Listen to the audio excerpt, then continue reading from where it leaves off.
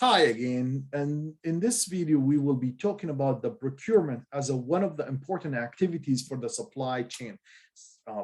Procurement activity or department or people is responsible for obtaining the materials, parts, suppliers, and services needed for what? To produce product or provide a service.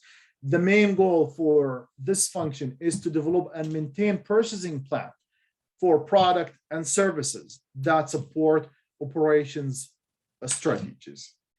To support the strategies for the company, as you see in this chart, you will see that all the company are relying on purchasing, and the purchasing are the only people who will have a relationship with suppliers. We need to push, we need to make it whether decentralized purchasing or centralized purchasing. It depends on what you like. We will talk about in just a second what's the difference between these two terms. But the purchasing is the one who is responsible with connecting with all departments to make sure that they have the needs to perform the activities, the normal activities, and support them. So what's the duties for suppliers? Identify the source of supply, negotiate contract, maintain database of suppliers, obtaining goods and services, managing suppliers. And these are the things that we do as a purchasing managers. We should negotiate, we should be able to identify what the suppliers that are available for me in the area or globally, negotiate a contract with them. Store these list of suppliers in a safe place where you could return them back to them and ask them if needed or buy from them. Once you order from them, obtain the product and service, send it to other departments, and then you have to manage the suppliers, such as requiring some certificates and requiring from them to be environment friendly, for example, or other requirements as needed in the market. So the cycle for purchasing, 5 steps. Purchasing first receives the requisition, the requirement from the department of production. They will say we need this item. They will send it to the purchasing department. The purchasing department will receive that request and then will select a supplier based on the database supplier. And then what they do, they place the order with the supplier, with the vendor. And then they keep an eye on the order, how long it will take, when it's going to come, find out the transportation and logistics to bring the order, and then receive the order. These are the 5 steps for purchasing cycle. We did talk about centralizing versus decentralizing purchasing, and that's a good place to talk about it in more details.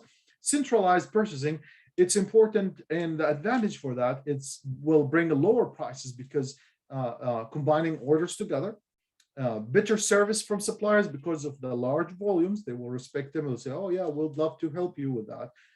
Better handling of special items. They will take care of special items.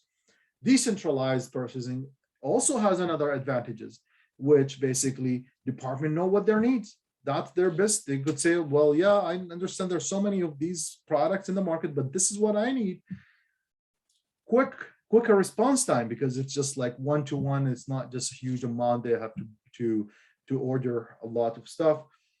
Dealing with local suppliers may save money as well. They could just, they don't have to go with only the companies with contracts. You could just, go with the local suppliers, and that's basically it. So when should I shop? Or the policies that will ask you to replenishment policies are important, where you could restock your inventory. First of all, you need to ask yourself, are you a person who's waiting until almost everything is out, or are you planning ahead of time for a weekly or monthly grocery, and you send them, you put them there so you don't have to do grocery or shopping for a while? There are 2 types of purchasing or replenishment policies. One is the reorder point, which is wait until the inventory reaches to the certain level, and the other one is based on a monthly or weekly, on a regular period, and this is based on a schedule. There are advantages for each one of them. So for example, the regular ordering, the monthly ordering, for example, does not need effort. It's just effortless.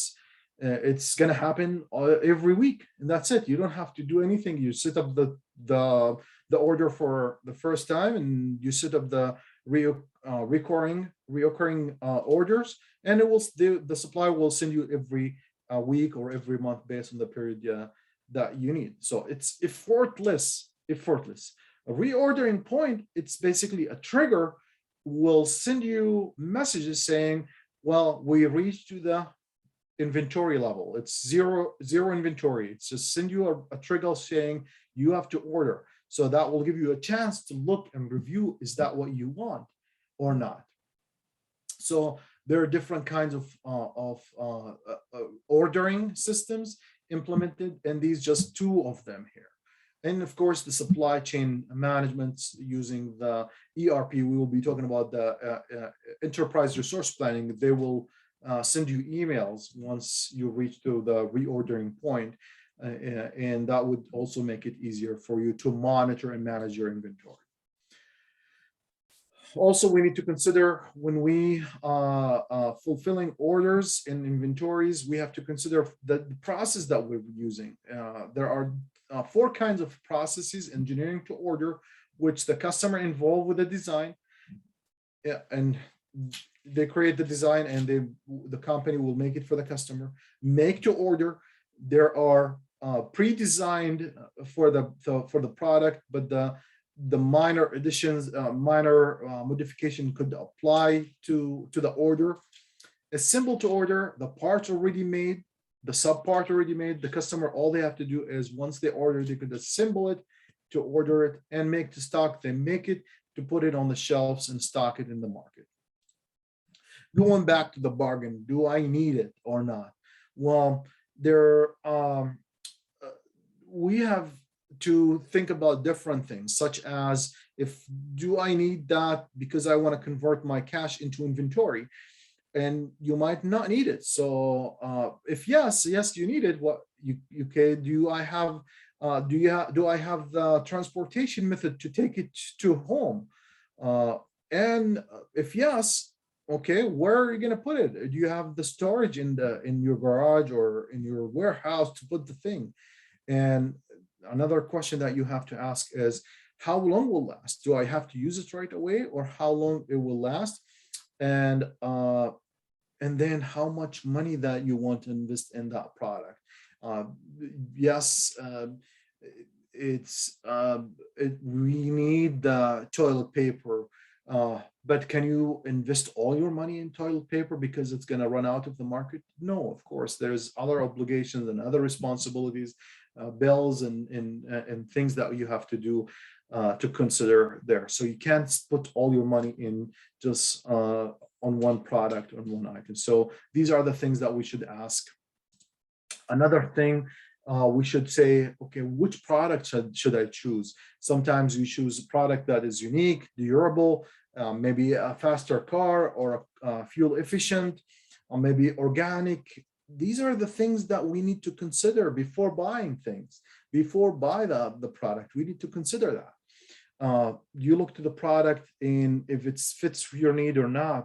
And then maybe you could say, well, can I find a replacement, a similar product with a similar product that has the same function but different attributes? Can I do that? If then what the cost for this versus that one? And this is how you get into more details about the quality of a product and if it's right for you or not. And then this is how you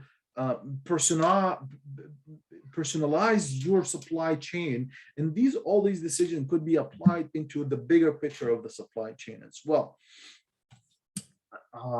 What happened? Another thing that we consider when we buy things, what's going to happen when I finish with this product that I bought?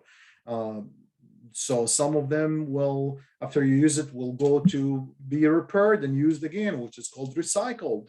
And then that would have a less impact on the environment. And it is important to consider that product because a social and environmental benefit of these products can be can begin.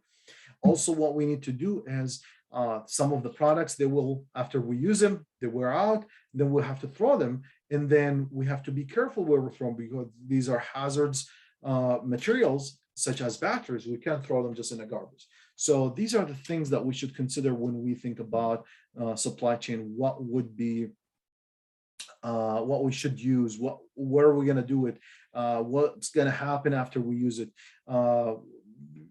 what features do I have in that, do I have alternatives, and so on. Another question that I will ask you is, how should I prepare for disruptions? Like, I have a supply chain and I'm afraid of the disruptions. So there are different ways. One way to deal with a disruption in the supply is to have a safety stock.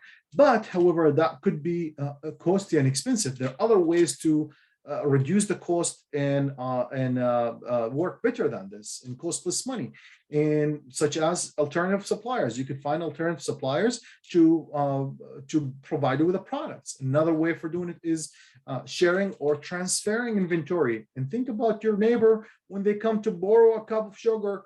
That's exactly what we do. It's transferring inventory. Go to your grocery store next door and say, okay, can you lend me some of your products, and I will return it back. So that would be called sharing or transferring inventory. Another way is expediting. You may be willing to pay extra money to get it the next day, the overnight or overnight. So it's different way. Maybe you could say, well, maybe I could, I cut down on using this resource, so I could stretch it to a longer period. So that's another way, being conserving, in being conserving, and that would help you to just take a longer period. Substitution. Maybe you could say, well, can I find something that is similar to it?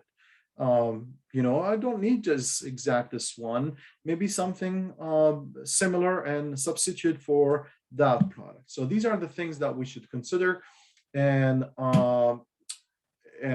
we should handle the supply chain disruption this way. With that said, I'd like to thank you, and there's more videos coming. One more last video that I will be making. So I'm going to end the video right here. Thank you very much, and I'll see you in another video.